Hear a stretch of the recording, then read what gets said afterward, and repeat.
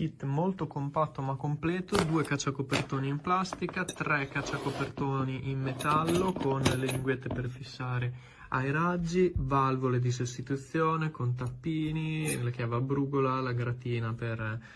grattugiare la camera d'aria prima di applicare le patch galvanizzanti, la bustina di trasporto e questo comodo attrezzo. Da un lato ha tutte le chiavi a brugola, dall'altro invece abbiamo le testine bullone, un tool diciamo multichiave, punta piatta, punta croce, questa quadrata, e molto compatto, abbastanza leggero e soprattutto versatile.